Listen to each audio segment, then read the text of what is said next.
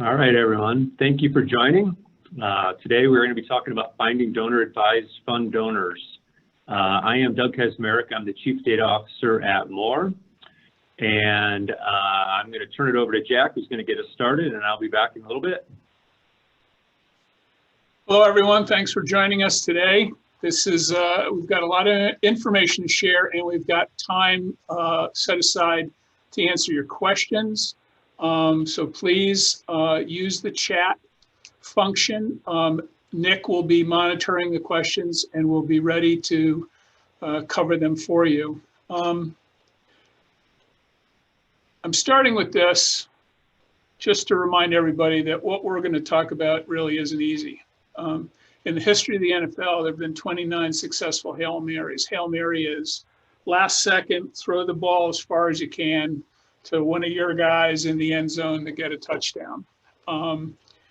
Why do I use this? Because only one quarterback in the history of the NFL has thrown 3 successful Hail Marys. That's 10% of them.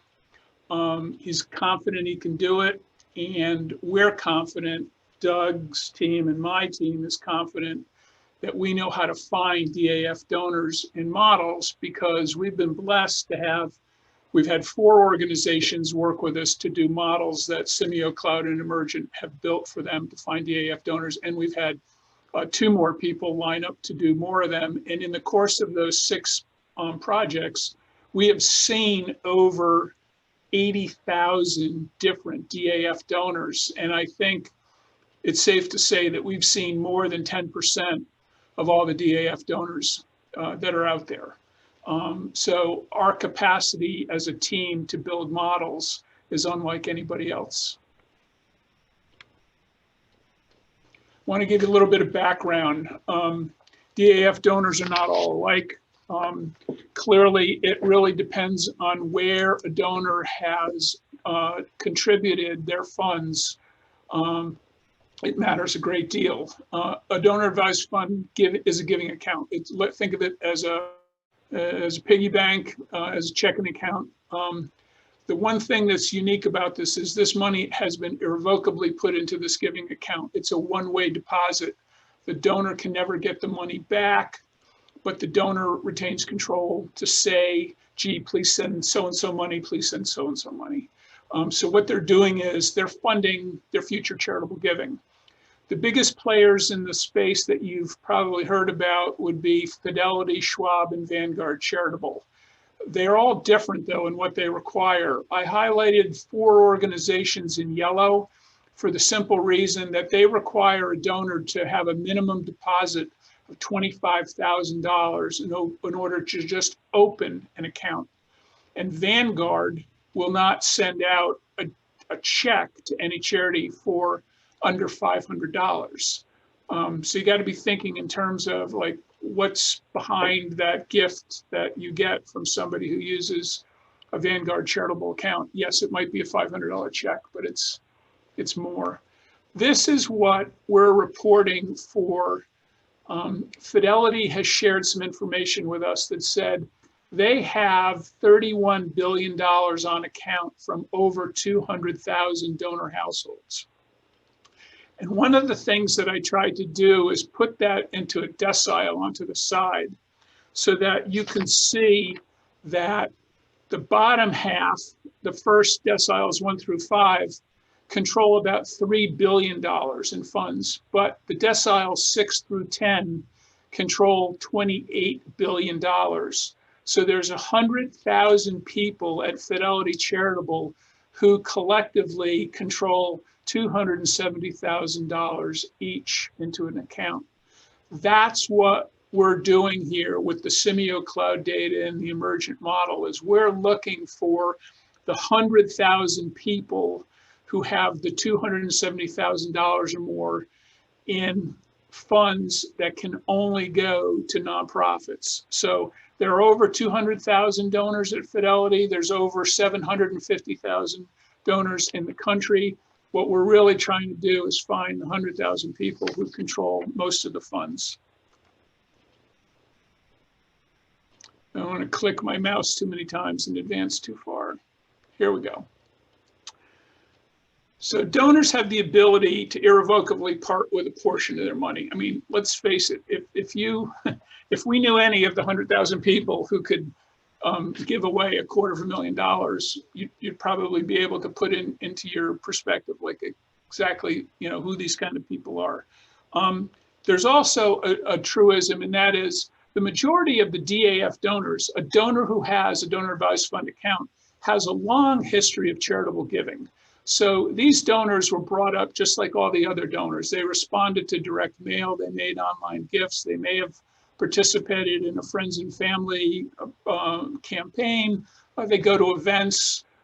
Maybe they used to give stock. I'm sure they don't give stock anymore. Their stock goes into their donor advised fund account. Maybe they use their IRA to make distributions.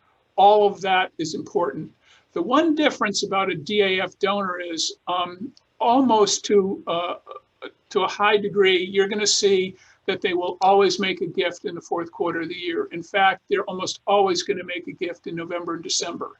The nice thing is they're not, quote, holiday heroes like somebody else calls them. They're actually people who will always give in November, December, and have capacity to give at other times of the year. DAF donors support multiple causes, but you need to make sure that they know that you accept their gifts. The reason for that is more than half of all the money that's distributed from a DAF account to a nonprofit goes to a place of worship or goes to where they went to college. In fact, a lot of the DAF accounts were set up just to support that because that's essentially annual giving for life. And one of the things you have to do is sort of break their mindset and make sure that they understand they can give you that kind of money.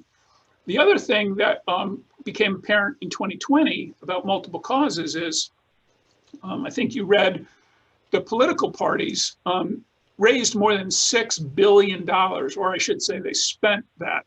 And one of the things that we know is a lot of the political giving was for lobbying or membership in the political party or something like that. It wasn't a 501c3.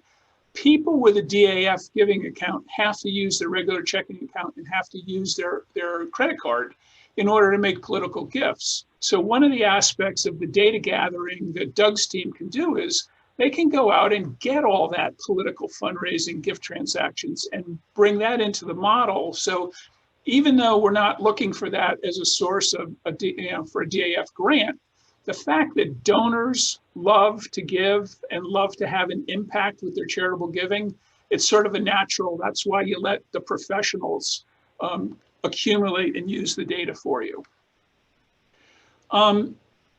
There's $130 billion on account in DAFs in the US at the beginning of 2020. And from all accounts that we're hearing, the amount of money coming into the accounts this year is far greater than the amount of money going out. So for example, let me make sure my mouse is working here.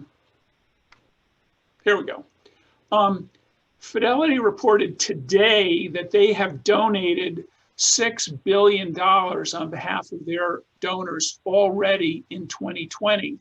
Last year, Fidelity only sent out $7.3 billion.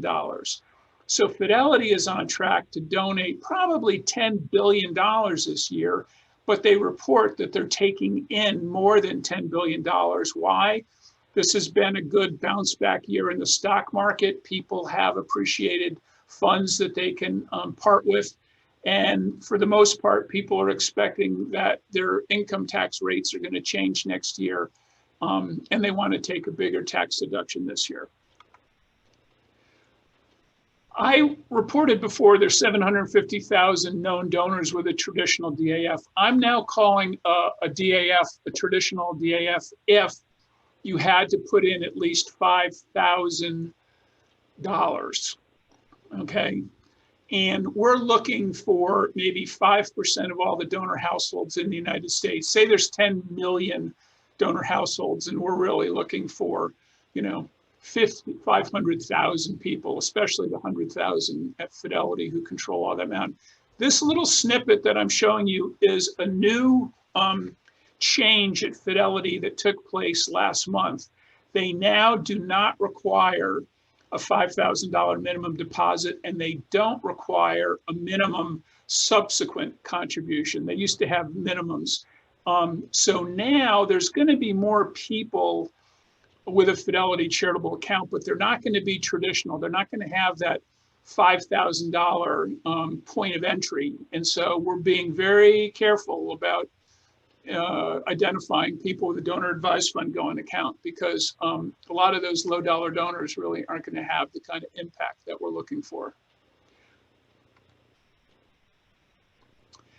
Traditional DAF donors are not easy to find, but they're extremely worth it because of the fact that they control so many contribution dollars.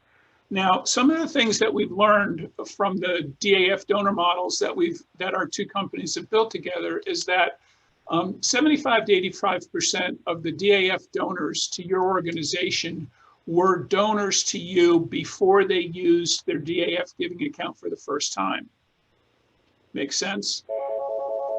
The other thing, excuse me, is half the donors are going to be lapsed.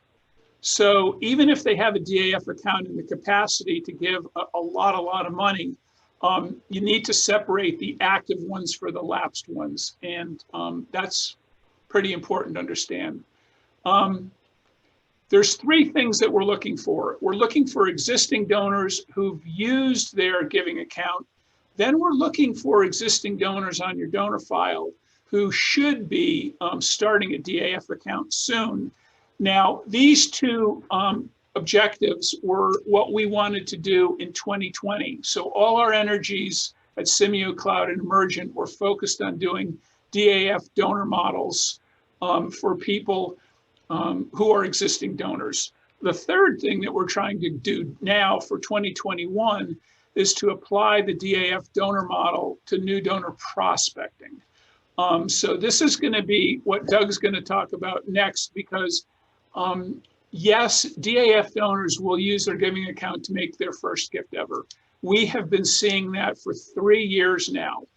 We had a situation, I'll give you the best case scenario was we had an individual who made a $1,000 gift last fall. And the client did the regular donor stewardship, talked to that person, found out what he was interested in. They told him what they were willing to do to share information about programs they had.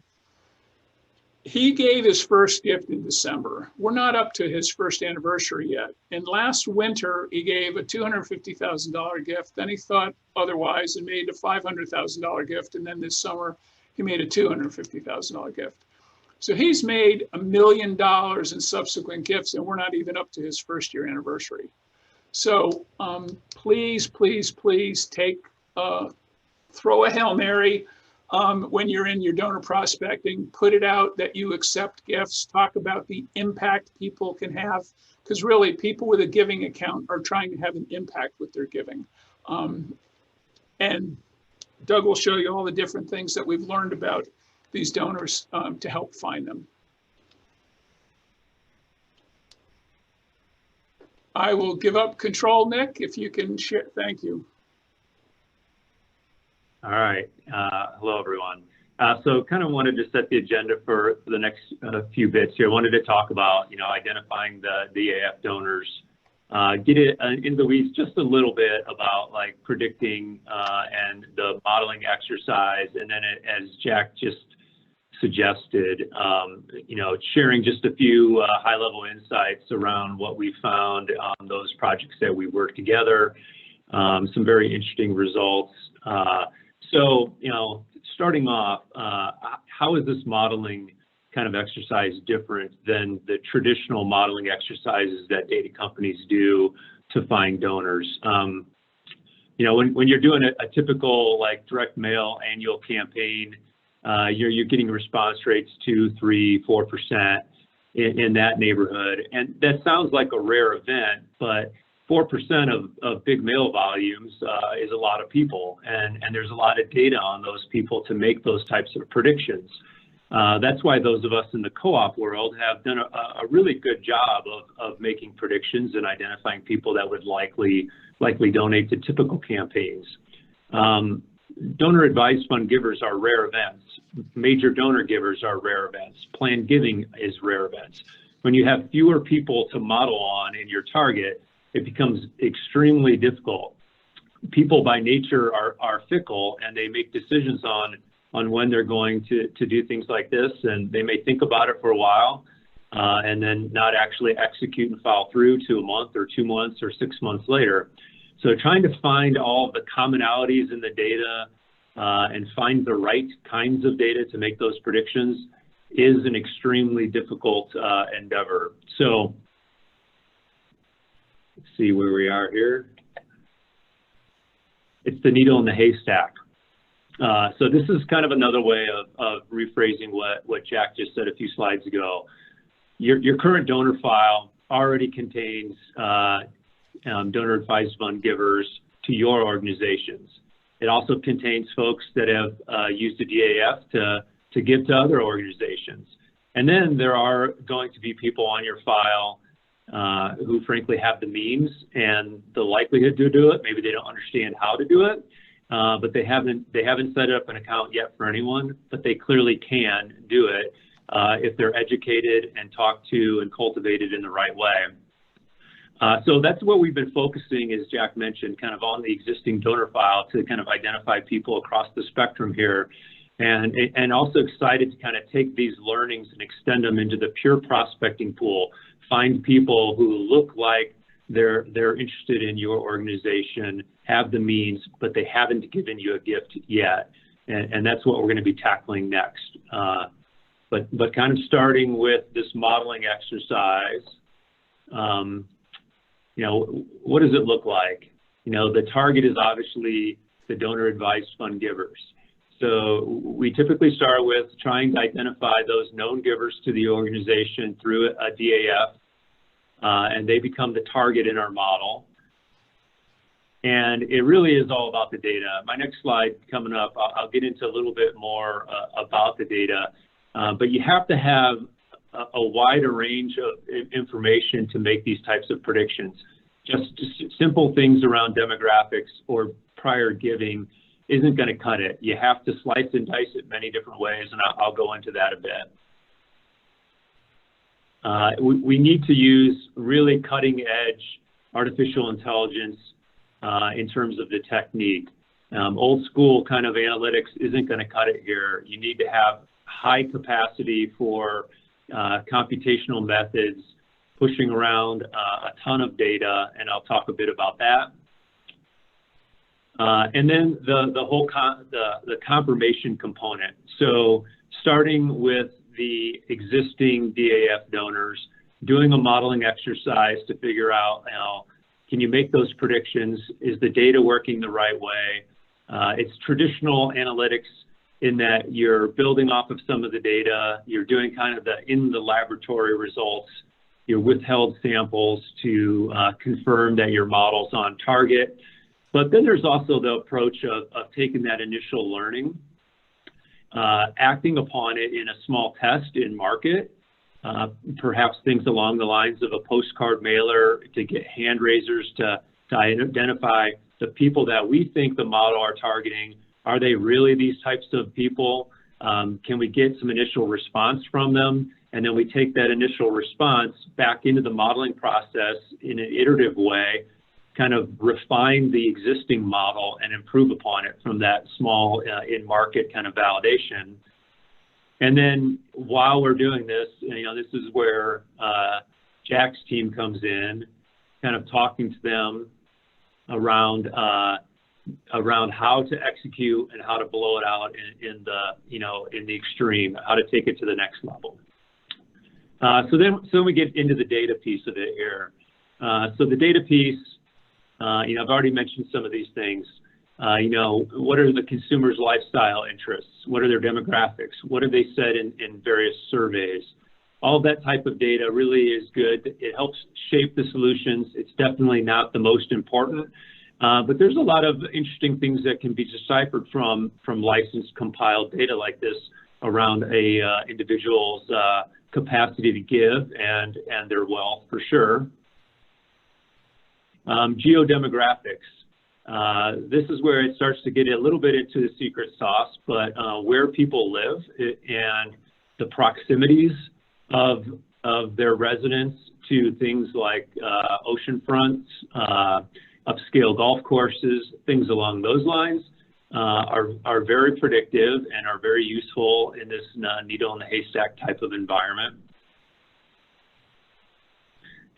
Then definitely, and Jack hit on this a lot, the donation history and the other transactional history.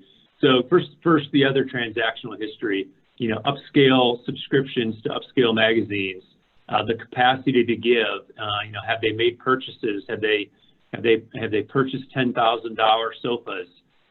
Those types of things are obviously very indicative of a person's capacity and willingness to donate a lot of money. And then the donation history itself. How much have they given to your organization before? What's the frequency of it? How many gifts above a certain amount? All those kinds of things that you get through the rich giving history. So just being wealthy is not important. It's got to be the combination of the wealth and the donation history. And then speaking of the wealth piece of it, you know, everything from pouring into the modeling exercise, income measures, creditworthiness factors, you know, that's data that's can be used for marketing purposes there in terms of creditworthiness. And then a lot of other secret sauce, kind of like a lot of cultivated data sources around wealth. So a lot of information is available online on folks. Have they purchased expensive toys? Do they have memberships to exclusive associations and clubs? Do they have leadership positions within organizations? SEC filing type of data? A lot of different data sources being compiled and considered within the modeling exercise. And then the modeling exercise itself, very much an iterative process. I've talked about the data sources that flow into it. So an exploratory data analysis here is a pretty intense undertaking. It's modeling on steroids. It's looking for all sorts of multi-way interactions, two-way and multi-way interactions with all that type of data that I talked about to find associations that are very important to find those needles in the haystack. And then when you get into the actual modeling, after you've done a lot of that exploratory analysis and perhaps some segmentation of the file and modeling the file in parts, you get into the actual fitting of algorithms. And this is where the computing power comes in. Literally for some of these exercises, building hundreds of thousands of test candidate models and understanding which ones work best in a highly iterative process. So it's not as straightforward, you fit one simple model and you move on, which is really what happens a lot in the straightforward you know, prospect modeling environment. This is different. It's you gotta have the data, and you gotta have the understanding around how genetic algorithms work, and you gotta have the computing power to make it all happen. And then once you do that, when you finally get to those solutions, that's where I mentioned before, you can now get to that point where you're doing some of those initial test mailings or validation type of mailings. So the initial insights, just really high level. I kind of alluded to a lot of them already. Discretionary spending is always important. Big ticket purchases and understanding those types of things are very important. Memberships and associations tend to pop out all the time. The next level up is those wealth indicators. It's all about understanding a person's capacity to give, and you got to be really careful. A lot of the basic, simple wealth measures are kind of, and sometimes negative predictors, or they can fool you a bit. For example, it's not just a simple home value. You got to understand, you know, related mortgage information. They may have a very fancy home, but they may be leveraged in their debt. So all the other things combined in an interactive way can help understand a lot of that. And then, as I mentioned, I alluded to a lot of the specially compiled wealth data. And then the known charitable giving, multiple $50 gifts, routinely giving, consecutive years of giving, And then this is where the data company, the co-op information is really important. Understanding that this person is a giver across many organizations, that's the profile of person that's going to be, a great DAF giver. So when all that modeling is done at the end of it, I just wanted to take that step back. Remember, like, predictive modeling is all about assessing the likelihood of someone to do something. So we're trying to assess that likelihood that a person is a giver, and we're doing it in that very intensive data way. And at the end of it, what we're doing is we're ranking everyone on your donor file from the most likely in terms of our model to the least likely to be a donor advised fund giver. And so with that ranking, what we want to do is highlight really just that top 1 to 2 to maybe 5% of people that you should be communicating with, trying to sort out, is this person someone who's going to give to me in this way? Do they already have an account? These are the targets for those campaigns, and these are the targets for that messaging. And so it's different. We might be further down on the curve when we're doing traditional modeling. We're at the very top of the curve, the needle in the haystack. And once we've built that model and we've lined them up and we've ranked them, it's time to think about how do you effectively cultivate, communicate, and secure those big gifts that we're all looking for. So with that, I'm going to turn it back to Jack to bring us home. Thank you, Doug. Let me wait till I get this slide. One of the things that I wanted to talk about is the fact that DAF donors tend to make grants that are 10 times larger than direct mail gifts. And I actually have an example that I'm going to read to you that I just got on the email. But what I wanted to do is share with you what the donor experience is. This is a screenshot from the Schwab charitable site. So when you go in and make a choice, it reminds you who it is. And in this case, I think I had made a gift to this organization in memory of somebody, and I wanted to make another grant. So it allowed me to pop this up. But what's new this year for Schwab Charitable is they've now put into play this gift array. That never existed before. The open box was what you see on Fidelity Charitable.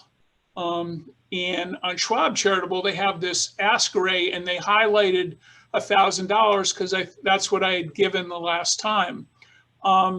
This is important because if you've inspired somebody who's a prospect to go into their giving account at Schwab, these are the gift amounts that are going to be there. And so you can see if you're dealing with somebody who's high net worth, and we're not going to tee up anybody in our modeling that's not a long-time donor to multiple causes at certain times of year with certain large gifts, $50 more, $100 or more. You should not be asking a high worth net name prospect for anything less than 100, 250, 500, or 1,000.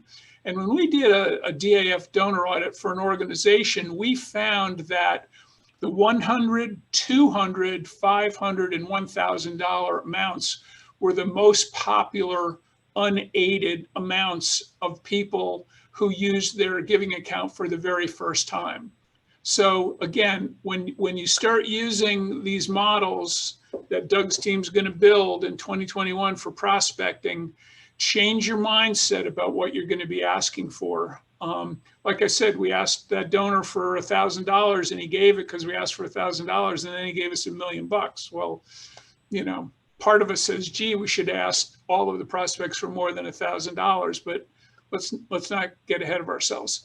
The other thing that I really, really, really like about Schwab Charitable, and it's supported by other national sponsors, is the fact that they now put front and center. Do you want to make this a one-time gift right now?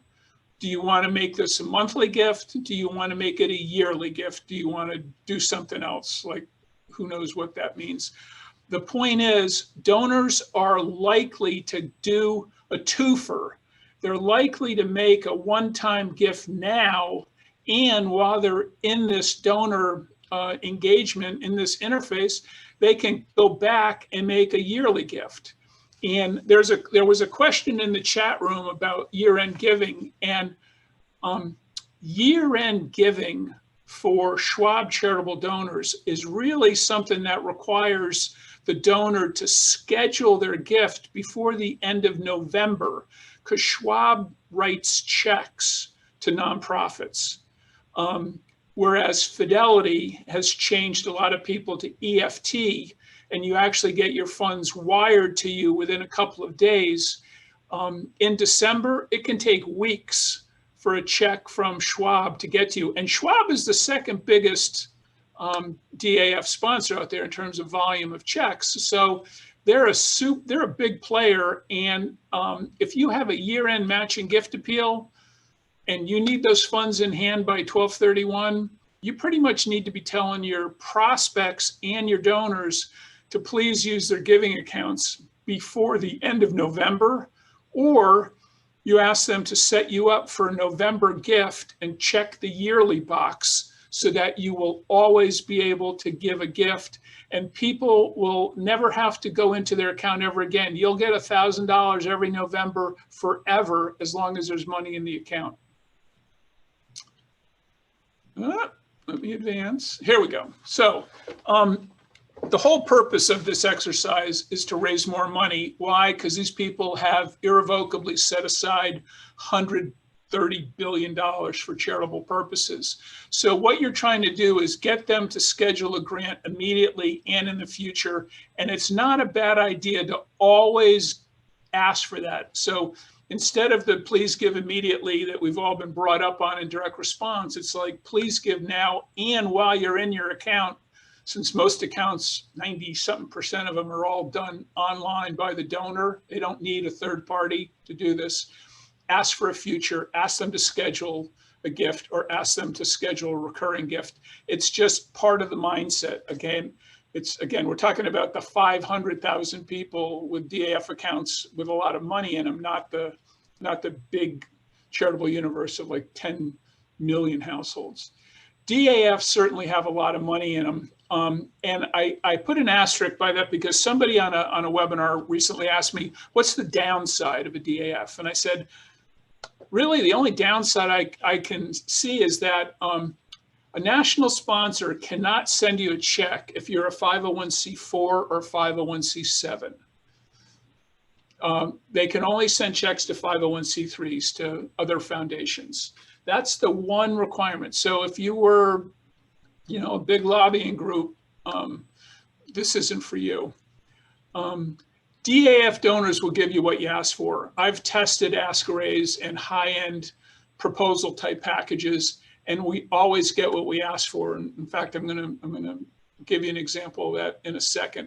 But remember, these donors all grew up on direct mail. So the most effective thing that we have found that triggers them to go online to make a gift is to send them something in the mail. I've seen a lot of different proposal packages, special need projects. You need to build a new inn, or the inn needs, or the hospital needs a new roof, or you need to renovate rooms in a shelter. Talk about the impact on people that somebody can have if they use their giving account. I recently had an appeal where it said they needed $2,003 for an incubator. That's a perfect example. They were telling me what an incubator cost. They weren't restricting my gifts. They were just telling me, hey, if you really want to have an impact on a newborn preemie to save a life, it costs $2,003 for an incubator. Use the right amounts. Don't round them up. Don't fake them. If it's $2,362, that's what you want to do. And then I'm going to keep circling back to always ask them to give immediately and ask them to schedule a recurring gift. When we do donor audits, we usually find that over 80% of the DAF donors who have given for 2 years in a row will give for a third, a fourth, a fifth, a sixth. So getting people to give for 2 years in a row is a huge challenge. And so getting them to schedule their second year gift is really important. This is an example of some symbolic gift asks. This organization said, you know, for $690, we can put in a water tank and a filtration system. For $260, we can provide the meds for 5 patients. So again, if you remember that slide I had with the 10 times multiplier, you're no longer asking for $20 first gifts and $50 first gifts. In a DAF world and in DAF prospecting, you're asking for $200 gifts and $500 gifts and $1,000 gifts, and it just goes up from there.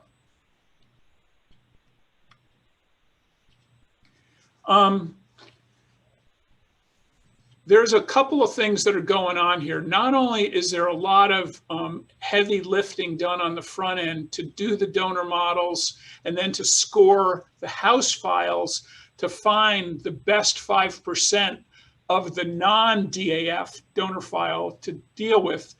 You need to do this over and over and over again. You're going to get people who say, we're going to ask them, do you have a giving account for your charitable giving? Some are going to say, yes, they do. Some are going to say, no, they don't. Some who have said yes will say, well, I give to my college or whatever. I just don't use it for charitable giving. The point is, we're going to find people with giving accounts, and then we're going to go through all the right stewardship practices.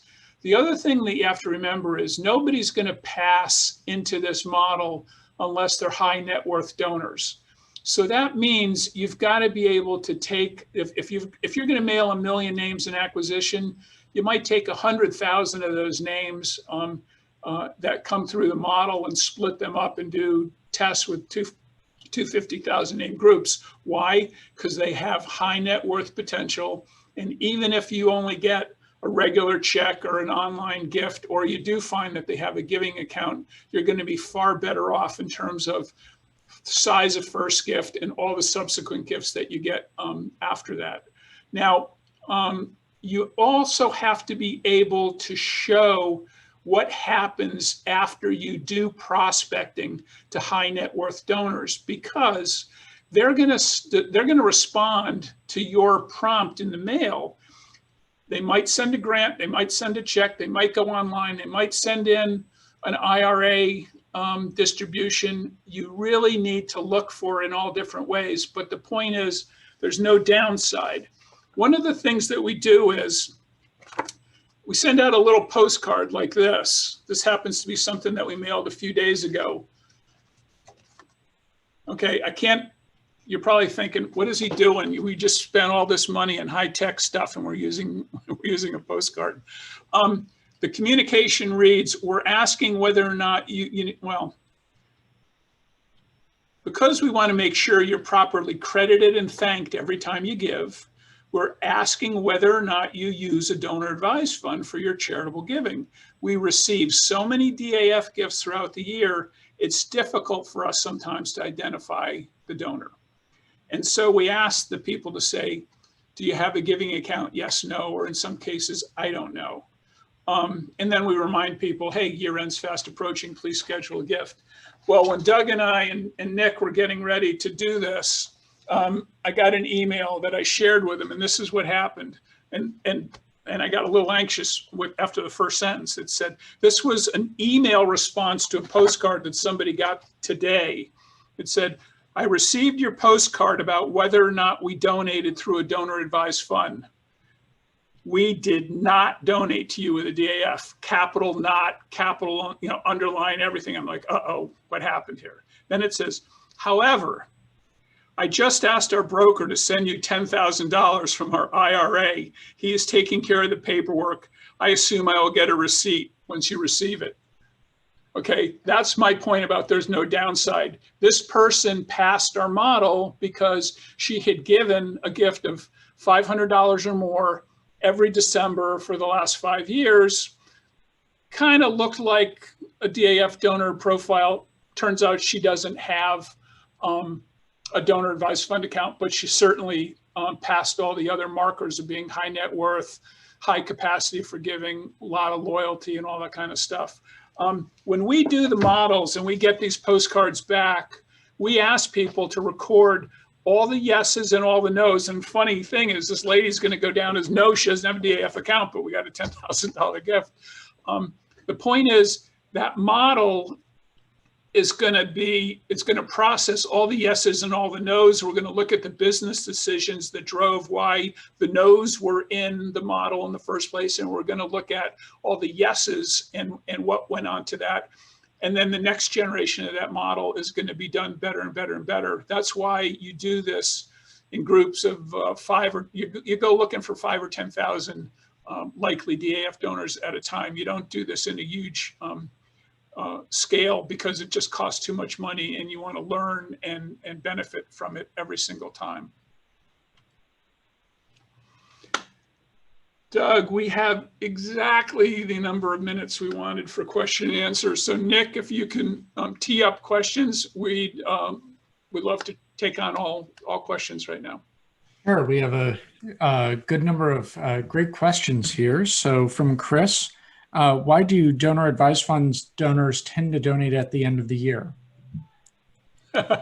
Because we all give at the end of the year. It's just in our giving DNA. For years, I've worked with the Salvation Army. 85% of all their donors give between Thanksgiving and Christmas Eve.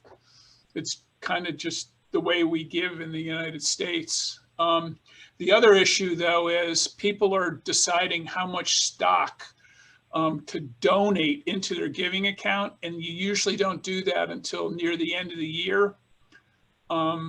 So there's a lot of moving parts. One of the things Fidelity taught us is that in 2018, when the tax law conversation was starting, they had a huge amount of money come in December into the DAF accounts, and there wasn't time to distribute it. But then they reported in 2019 that in February, March, and April, they sent out more checks of $50,000 or more to charities than they ever had in like the history of their thing. Why? Because the money got in, it got settled, the donors got their tax issues out of the way, and then they sat down in the winter and decided to start giving it away.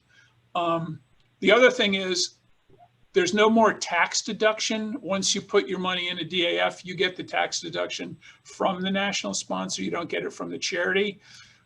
So I think that's going to sort of spread out the bell curve. But for most of us, 12/31 is like everybody is asking us to get our money in by 12/31. And so we do what we're asked to do. Yeah, there's that self-reinforcing cycle. People give then, so we ask then, so people give then, and it goes on. And then everybody gets what they want. Yeah.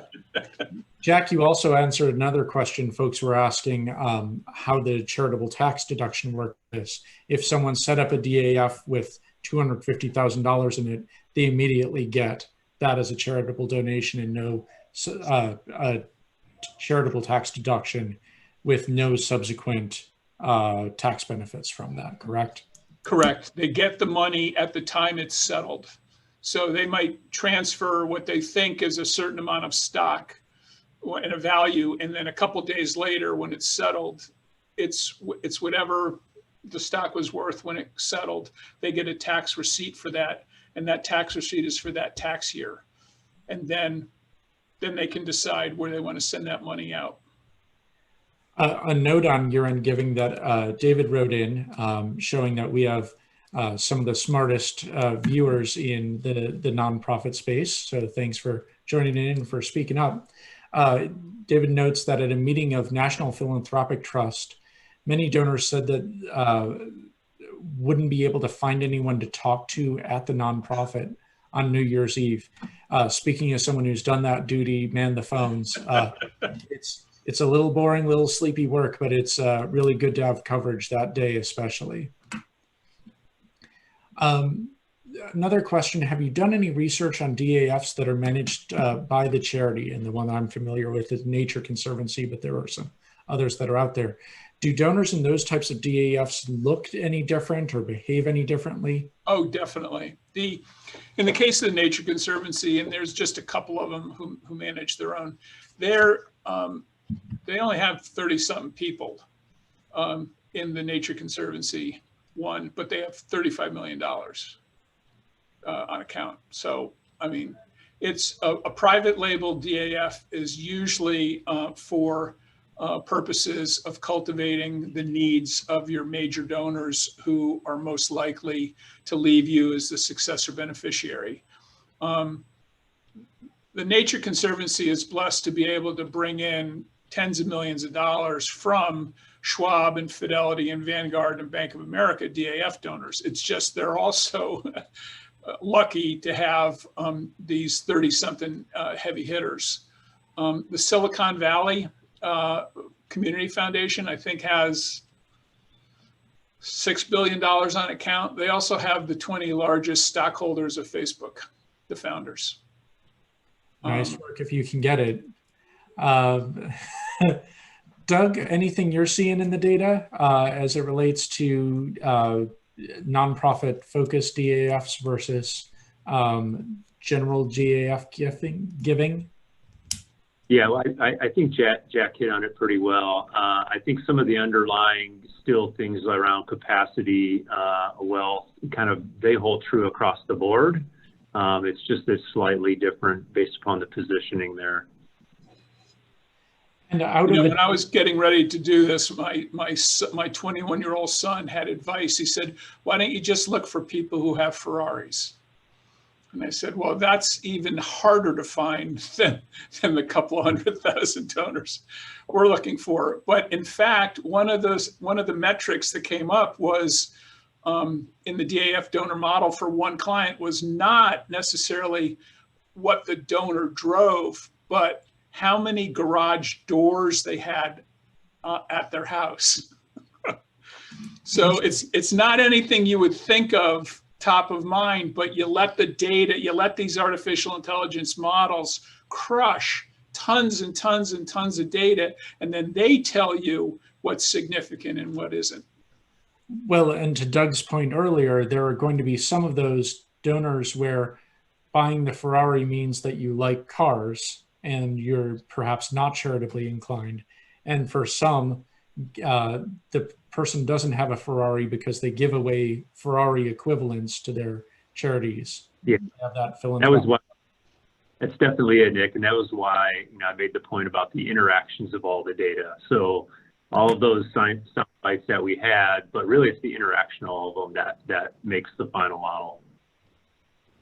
Yeah, and we were telling, the modeling partners that we work with too, is that we're not looking for the wealthiest people in America. We're looking for the donors who give out the most money. And the interactions between those variables does speak to the machine learning aspects to this. Yes. I'm old enough, as you can tell, to remember the days when I would do my own models in Excel running regression analyses. And that's fine to start, but you look at a regression of where the outcome is the grass is wet, and there are two ways of getting it. The sprinkler is on and it's raining, and you may deduce that the best opportunity is when it's raining and the sprinkler's on, which hopefully doesn't happen and you're wasting water.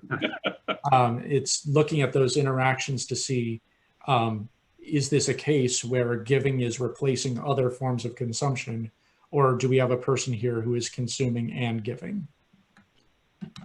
A question about donor advised funds, kind of the mechanics of it.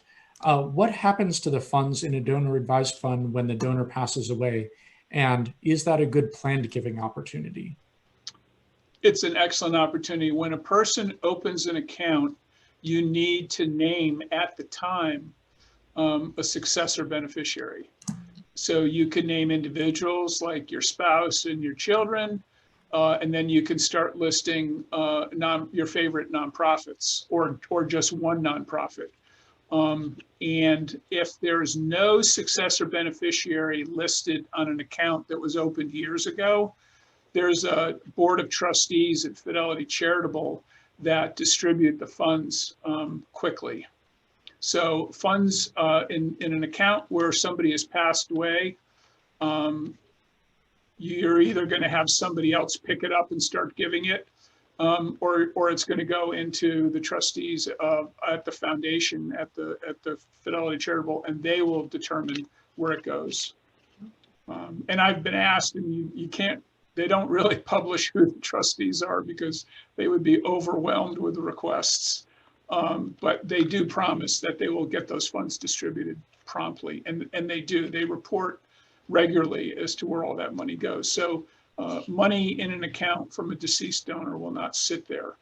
I can tell you in 2020, we've had clients who received successor beneficiary checks, and it had one requirement. Fidelity requires the nonprofit to open an account so that they can transfer the funds to you.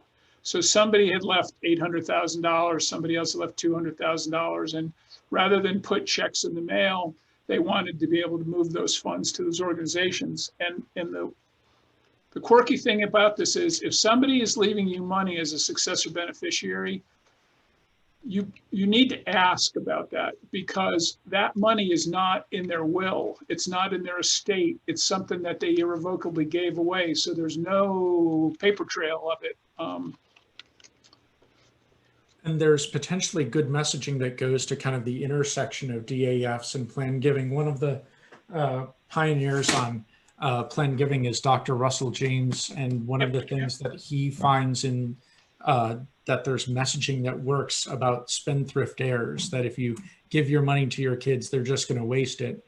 And so if you have a DAF and there's a successor beneficiary, that's money that they can't touch. They're required to give it to nonprofits. So definitely. If everybody wants to look at, if you go to fidelitycharitable.org right now, on their dashboard, the first thing that you see is a suggestion that you look at your successor beneficiary list right now and make sure you make some additions to it. So all the donors this month are being encouraged in November to make sure that the successor beneficiary feature of your giving account has somebody in it. Okay. So the charities are helping. I mean, the nonprofit, these national sponsors are trying to help us get money out of those accounts. So the reason being, they get slammed when more money comes in than goes out, but they can't control the money that goes out. It's the donors that control the money that goes out. So all of us in the world of soliciting donors, we need to step up our game to get people to distribute more money. I'm going to kick this one over to Doug because it's about the data side of things. How possible is it for people to hide their DAFs from wealth screening tools and programs? Yeah, that's a tough one. Definitely want to hear Jack's answer on that one. But from our data point of view, I don't know that we can, well, I think it's hard for them to hide it, in that we're still able to, through all that modeling and all that data, rank to the top the people that have the capacity for the DAF. But I don't know about the explicit, like, quote unquote, hide, what that really refers to. And so you're modeling for people who are likely to have DAFs, just like you would be modeling for people who are likely to make a monthly gift or those sorts of right. things. Or we're modeling for people who should have a giving account or might be the next, likeliest to open one, simply because of the demographics, their lifetime giving history, all the different things that the model says are important. Well, Jack, you just talked about a donation where you thought someone was going to have a DAF. They didn't, but they wrote a paltry $10,000 check out of their IRA. It happens all the time. It's just amazing, because we're looking at people of high net worth who love to make charitable gifts. So by definition, there's a lot of positive outcomes that can come out here. We might find people with donor advised fund gifts. We also find people with IRAs who are going to make bigger gifts. And for those people who are in this space, you're probably going to be able to prove that you get larger average IRA gift distributions than you get average DAF grants. So we're working both sides of that. You know, once somebody gets to 70 and a half, they might, and I have clients who get two kinds of gifts. They get an IRA gift and they get a DAF gift or two, and they get regular checks. One of the things we looked at for lifetime giving is somebody with a donor advised fund account, that might only represent 2/3 of all the money they give you every year. They'll still write checks. They'll still answer thank you letters. They'll still go online for Giving Tuesday. They'll still do an event gift or a sponsorship. So it's just, we're just tapping into people who love to give money and have money to give. And then asking you to get out your crystal balls a little bit, how likely do you think it'll be that legislation will be enacted requiring percentage DAF disbursement like you see with foundation giving? Well, foundations require 5% annual distribution. And right now, the average amount of funds going out of a DAF account before 2020 was at 20%. And in 2020, the amount of money going out of an individual donor's giving account is exceeding 20%. So my short answer is there's no need for that legislation. Doug, any comment? That doesn't mean it won't be voted in California. The potential argument back is we are seeing greater disbursements than ever this year. You're talking about the mean disbursement. There are going to be some zombie DAFs out there that don't give, although rarer this year. This year we're seeing, honestly, if you had set it up a DAF and you are not giving in the middle of 2020, then there's the question of what the heck you're doing. Yeah, what's in your head? I mean, it clearly is needed now more than ever. And yeah, and set it aside. Yeah. Any sort of increased distributions will definitely help on the modeling front as we identify more people and are able to refine and go back into that detail. Well, based on today's email, Doug, I think we're going to start making sure you're seeing all the IRA distributions as well. Yeah. And the political giving. I think there was a question about that. There was just a huge amount of political giving, and it wasn't 501c3 money. So we saw, the DAF donors were writing a lot more checks because they had to, or they were using their credit card because they had to. Yep. Even in small gifts, there's a lot of overlap between political giving and charitable giving. So it would make sense that it happens at the higher levels as well. Yeah. Those are the questions that we had from the group, and we are right here at the end of the hour. Well, please ask any other follow-up questions that pop up. If we'd be happy to help. And we'll do this again in a few months when we've got more clients doing this, because we'll be over that 10% of all the known DAF donors.